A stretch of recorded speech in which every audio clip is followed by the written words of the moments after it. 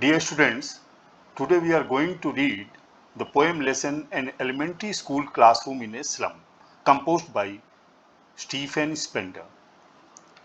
Stephen Spender, in writing about an elementary classroom in a slum, questions the value of education in such a context, suggesting that maps of the world and good literature may raise hopes and aspirations which will never be fulfilled.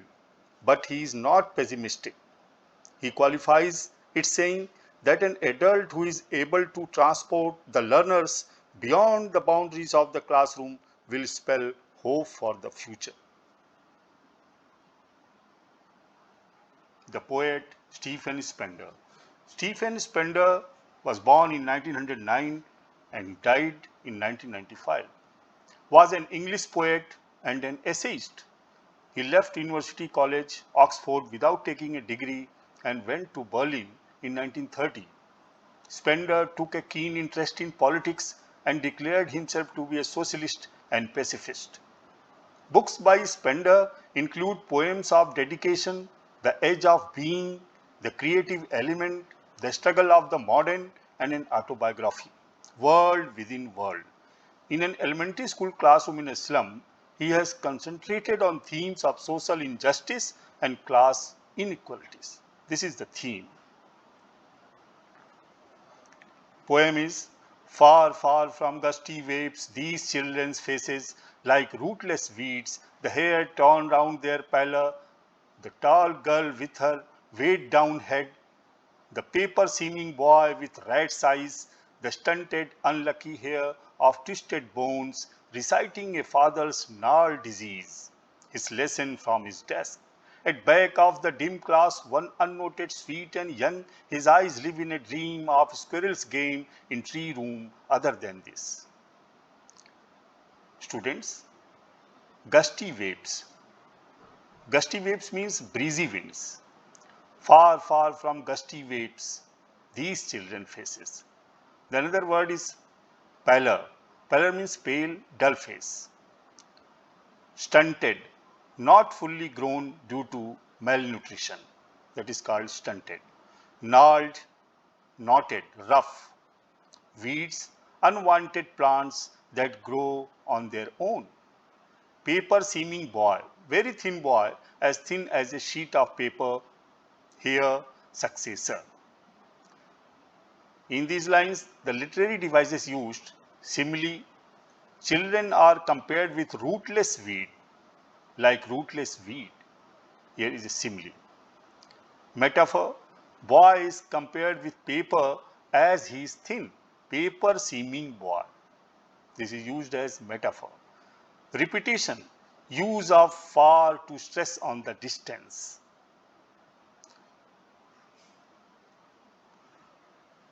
Explanation. The poet describes the children who study in an elementary school which is set up in a slum area. The poet says that the faces of children are dull and without any energy. They are not full of energy like other kinds of their age. These children are compared to unwanted weed. Here, the writer wants to say that these children seem to be unwanted like the unwanted weeds which grow on their own in the fields. Their hair is not neatly done. It falls on their pale faces as if they have been torn apart. The poet describes the children who study in an elementary school. कवि जो है उन बच्चों की बात कर रहा है जो प्राथमिक विद्यालय में पढ़ रहे हैं, जो कि एक स्लम एरिया में स्थित है. कवि कहते हैं कि इन बच्चों के चेहरे बहुत डल हैं और जिसमें कोई भी एनर्जी नहीं है, कोई यूथफुलनेस नहीं है. They are not full of energy like other kids of their age. वे दूसरे बच्चों की तरह से उतने ऊर्जावान नहीं हैं. These children are compare to unwanted weed. इन बच्चों की तुलना अनवांछित जो खरपतवार घास फूस होते हैं उनसे तुलना की है. Here the writer wants to say that these children seem to be unwanted. यहाँ कवि ये कहना चाहता है कि ये बच्चे अनवांटेड हैं, जिसको कोई नहीं चाहता. लाइक द अनवांटेड वीड्स, जैसे कि खरपतवार उगाती है घास जब किसान फसल बोता है उसमें तमाम खरपतवार निकल आती हैं, which grow on their own in the field, जो अपने आप उगाती हैं और फिर किसान उसे निकाल देता है। Their hair is not neatly done, उनके बाल भी सजे संवरे नहीं है, उसको संवारा नहीं है। It falls on their pale faces, जो उनके पीले चेहरे पर गिर रहे हैं। As if they have been torn apart, जैसे वो अलग से दिखाई दे रहे हैं। द चिल्ड्रन आर अनटाइडी, उन्होंने ठीक से कपड़े भी नहीं पहन रखे हैं, साफ सुथरे भी नहीं हैं। They have not comb their hair, उन्होंने अपने बालों को भी नहीं संवारा है। Then he describes a tall girl who seems to be burdened by poverty, फिर वो एक लंबे कद की लड़की की बात करते हैं जो गरीबी के कारण उससे त्रस्त है और कुपोषित है। हर head is bent may be, और उसका सर जो है झुका हुआ है, हो सकता है उसका कारण बिकॉज ऑफ टायर्डनेस ऑफ और सेम, थके हुए होने के कारण या शर्म के कारण, वो शर्मसार है अपने ऊपर और उसका सर जो है गर्दन झुकी हुई है। There is another boy who is so weak, और एक दूसरा बच्चा है जो इतना कमजोर है और इतना दुबला है and thin that he has been compare to a sheet of paper, जिसे कवि ने शीट ऑफ पेपर कहा है, कागज की तरह से। The boy's eyes reflected greed and he wants to achieve everything, बच्चे की आंखों में एक चमक है, एक लालच है चीजों को प्राप्त करने की, जैसे वो सभी चीजों को प्राप्त कर लेना चाहता हो, इच्छा है।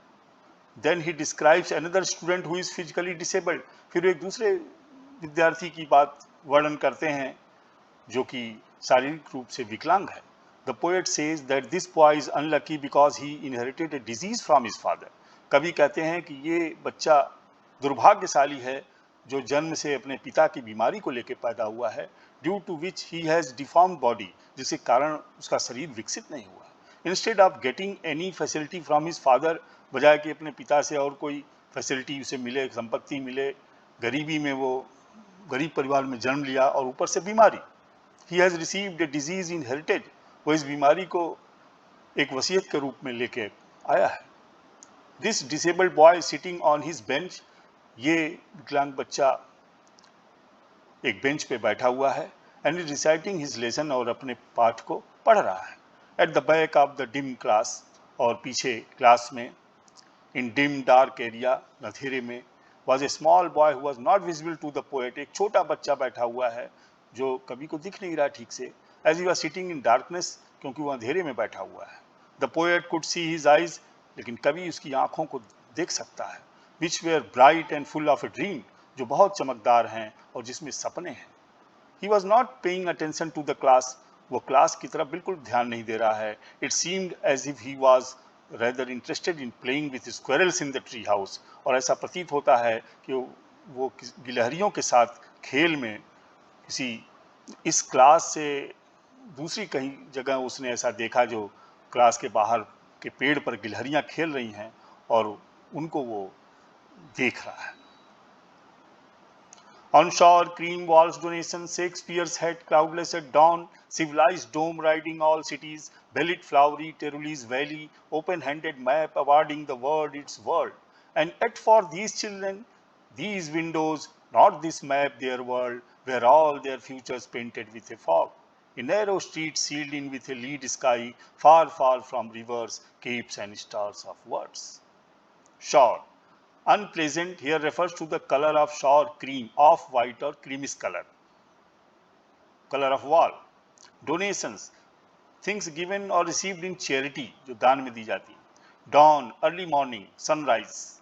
Civilized dome, here it means rising sun at the horizon which is in the shape of a dome, semicircle. Tyrole's valley, a beautiful ice-free valley in Austria, sealed, shut or locked. Lead, here dark future of kids. Capes, a large piece of land that sticks out into the sea from the coast. Now we see the literary devices used.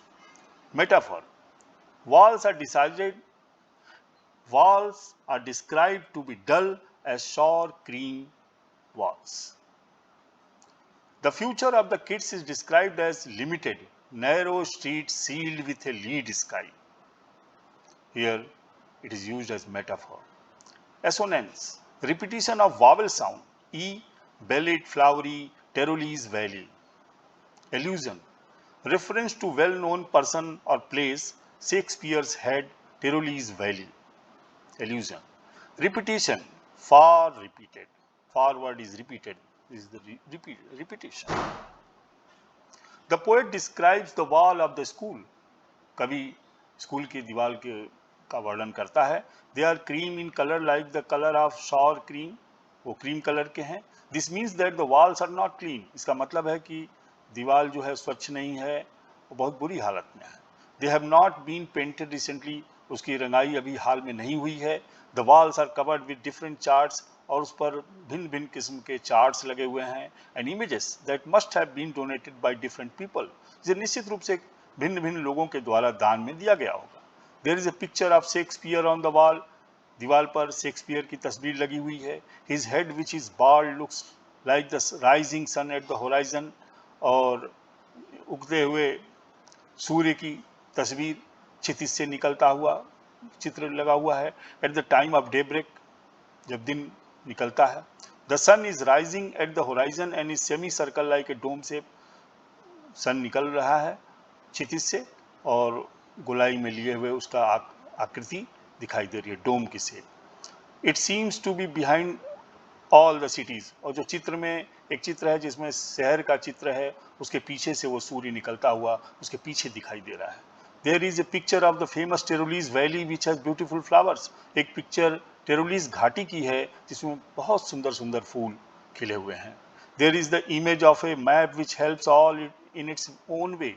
और फिर एक world map भी है जो लोगों की मदद करती है ये बताने में कि कौन सी जगह कहाँ है.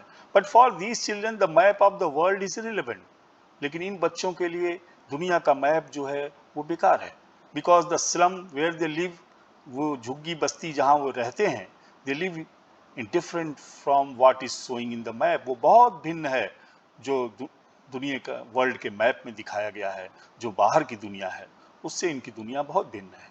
Their world is only what they see out of the window. इनकी दुनिया तो वही है जो ये खिड़की से बाहर देख पाते हैं. ऑफ द क्लासरूम, अपनी क्लास के बाहर. द स्लम, और जहाँ ये रहते हैं वो झुग्गी बस्ती. Their future is full of darkness. इनका भविष्य जो है वो अंधेरे से घिरा हुआ है. Their future is compared a narrow street, which means that there is no wide scope available for their future growth. और इनके फ्यूचर को कवि ने नैरो स्ट्रीट, सकरी गली की तरह से कहा है. इसका मतलब है कि इनके जीवन में इनके भविष्य का जो ग्रोथ है उसमें कोई भी उम्मीद नहीं है, लिमिटेड स्कोप है. These children are far away from the radiant light of knowledge and education. और ये बच्चे शिक्षा के प्रकाश से और उसके ज्ञान से बहुत दूर हैं. Surely Shakespeare is wicked, the map a bad example, with ship and love tempting them to steal, for lives that slyly turn in their cramped holes from fog to endless night. On their slag heap, these children wear skins peeped throughout by bones and spectacles of steel, with mended glass like bottle bits on stones. All of their time and space are foggy slum, so blot their maps with slums as big as doom. Now we will see the vocabulary. Wicked, evil. Burai, tempting, persuade. Slyly, trickly. Cramped, confined. Slag, weak. Mended, repaired. Blot, to mark with a spot. Doom, disaster. Now we can see the literary device. Metaphor. Their homes are very small, like holes, cramped holes. Simile, their repaired spectacles like bottle bits on stones. Alliteration, use of F sound from fog. The poet further says that these children living in the slum area have faced so many hardships that they feel every other person to be their enemy. कवि कहते हैं कि ये जो बच्चे हैं झुग्गी बस्ती में रह रहे हैं और इतनी समस्याओं से, इतनी मुश्किलों से ये गुजरते हैं, ये समझते हैं कि दूसरा व्यक्ति जो है उनका शत्रु है, वो उनको नहीं चाहता.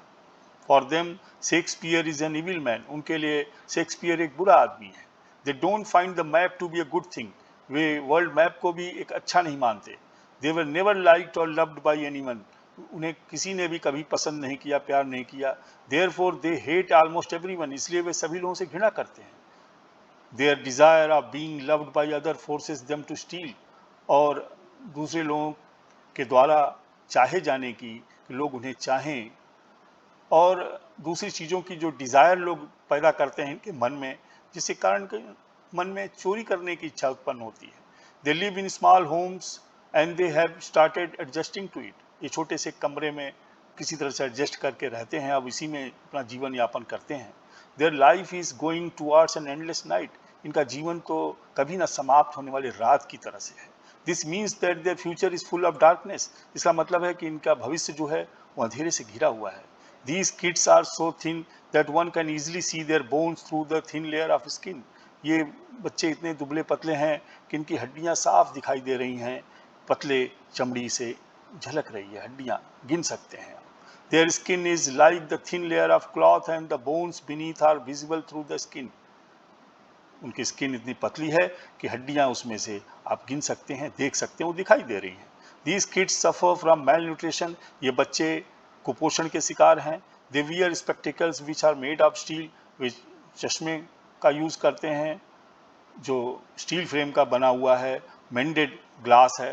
दे are cheap and very uncomfortable, बहुत सस्ते और जो आरामदेह भी नहीं है। Even the lenses in the spectacles are repaired, यहाँ तक कि जो लेंस लगा हुआ वो भी रिपेयर किया हुआ है। The spectacles look like stones which have been repaired with pieces of glass sticking out of them. Here the poet tries to explain that these kids have to face so many hardships in their lives. कवि यहाँ ये कहना चाहते हैं कि ये बच्चे अपने जीवन में इतनी मुश्किलों का सामना किया है और कर रहे हैं। As the slums are getting bigger, ये झुग्गियाँ बढ़ती चली जा रही हैं। They will destroy the future of these children, और ये एक दिन इन बच्चों के भविष्य को नष्ट कर देंगी।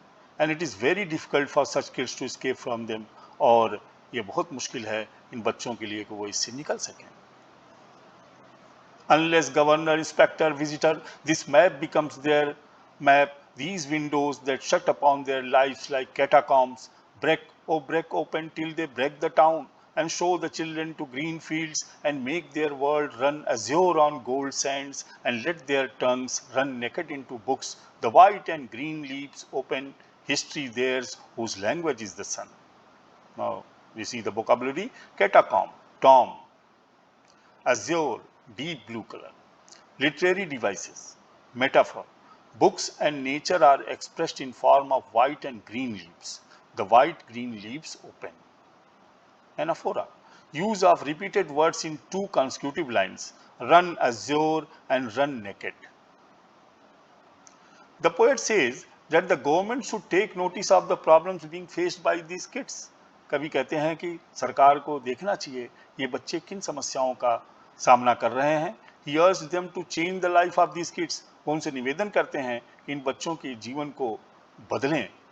Make the world map a reality for them, और दुनिया के नक्शे को इनके लिए वास्तविकता बनाएं। There is a need to break the restrictions, और ज़रूरत है कि जिन सीमित और बाध्यताओं में ये जी रहे हैं उससे इन्हें निकालें।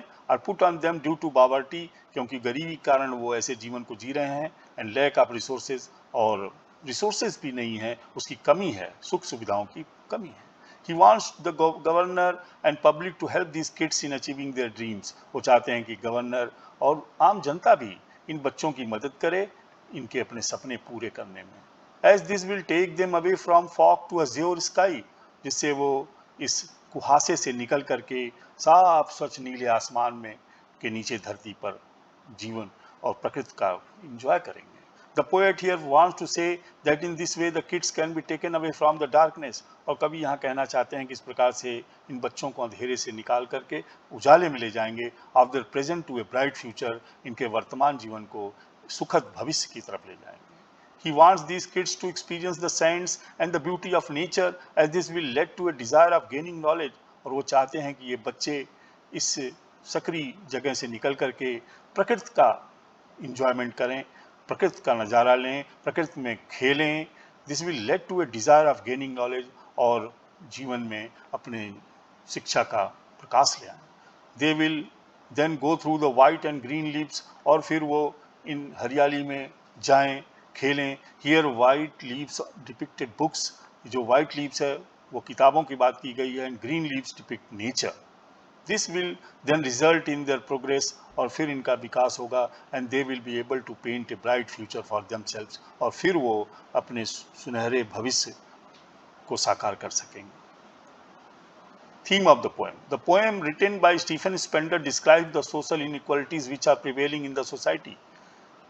Stephen Spender यहाँ पे सोशल इनइक्वलिटीज, जो सामाजिक विषमता है उसके बारे में बात कर रहे हैं, जो समाज में विद्यमान है। In the poem he describes the condition of the students of an elementary school, और इस कविता में वो प्राथमिक विद्यालय के बच्चों के बारे में बात कर रहे हैं, which is situated in slum area, जो एक स्लम एरिया में स्थित है। The poet wants to draw attention of everyone towards this kids, कवि सभी लोगों का ध्यान इन बच्चों की तरफ आकर्षित करना चाहते हैं, so that their life can be improved and they may get train to become good citizens rather than criminals. और वो चाहते हैं और कि ये बच्चे अच्छे नागरिक बने और वो क्राइम की तरफ न जा करके अच्छे देश के नागरिक बने। Thank you for the presentation.